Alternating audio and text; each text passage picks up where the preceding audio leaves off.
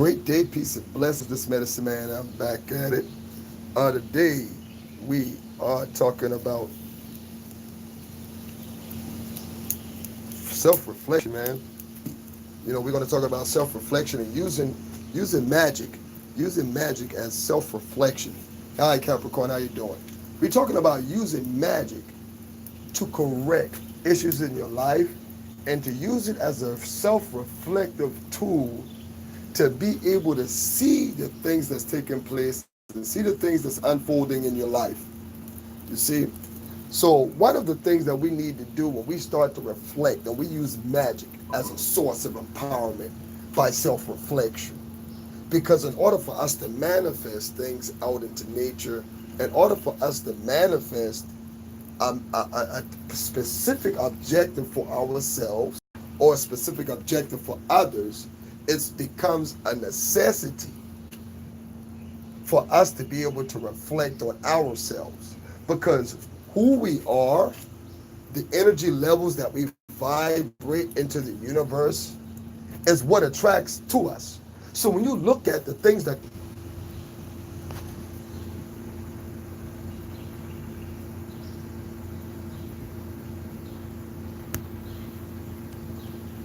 So back at it again.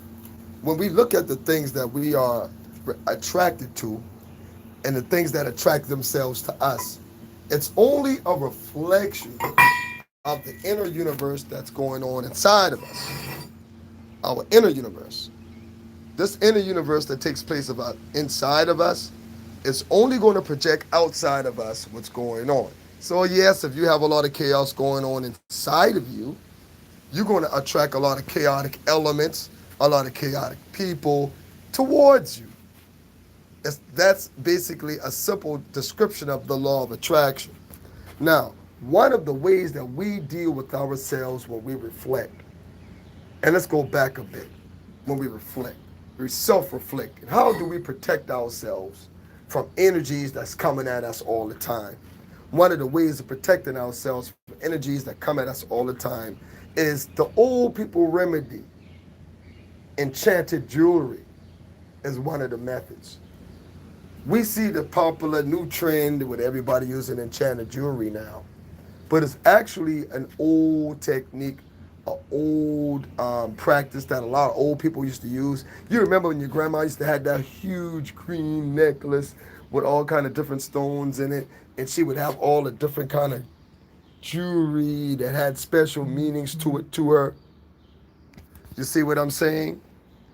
Those special rings that you couldn't touch, those jewelry were part of your grandparents' family legacy. For the most part, some of us in our family, we had china vases that were passed down, vases and certain house ornaments and things like that were passed down generationally. But how does these things help us in self-reflecting? These things contain ancestral energies. So when we talk about getting objects and things that enchanted jewelry, like your grandmother or your mother or someone in your family who's deceased or whatever transition, when you talk about getting a wedding ring, their dress, their hat, you're using them in your ritual work to not only enhance yourself, but to pull out the best qualities that exist in your bloodline.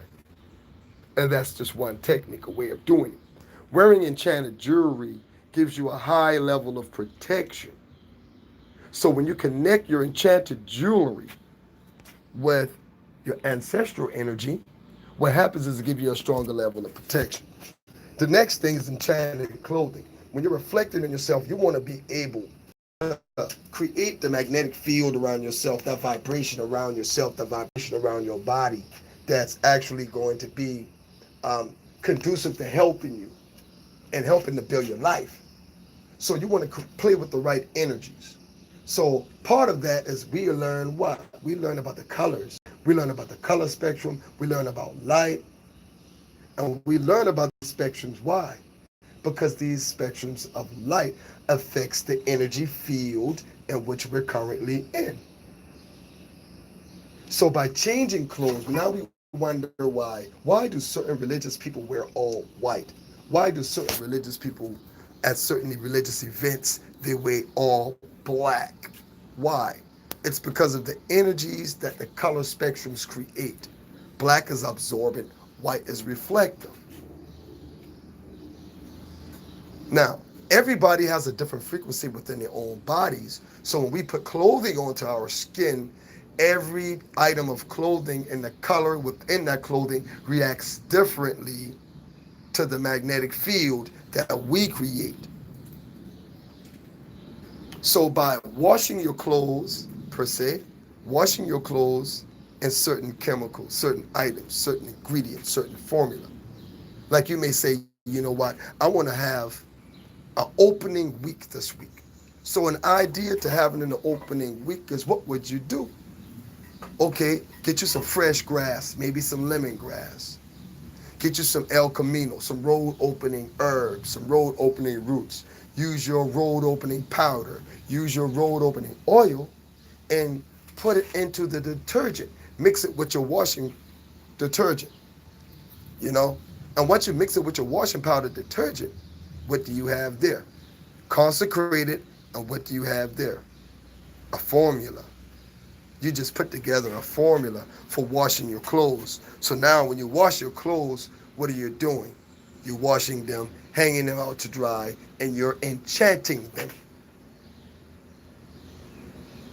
You do other things with the clothes as they dry. You kind of get it. And you enchant your clothing to purport and perpetuate the type of energy that you want to have on you when you wear them. This helps to build the aura around you, to attract the energies towards you that would help you out in your endeavors and your goals in life. Simple. The third is you got to have those reflective moments. You know, in order to bring balance to the areas of life, you need reflective moments. One of the ways that we work with reflection and reflecting on ourselves or reflecting that energy back is by working with mirrors, mirror magic. This is what they call it, the mirror magic. You have various types of mirror magics. You can put yourself in the mirror. You can give yourself an offering, give your spirit an offering, and make a pact with your own spirit inside of you through reflective work in a mirror. You see? And this is what's most important about it. Because when you give your own spirit an offering, when you make a pact with your own inner being, your own inner spirit, you make that covenant, that agreement, and you act on it. What happens is you strengthen your bond with yourself. You begin to trust yourself more. You begin to depend on yourself more, thus eliminating issues in your life such as procrastination, laziness, indecisiveness, and other elements that hold you down. Okay? I just wanted to drop those few jewels on everybody about working with the reflection, working with enchanted clothing, and working with enchanted jewelry, and how it helps you to actually build the energy field on you that's needed to manifest your goal. This is Medicine Man. Peace, love, and happiness.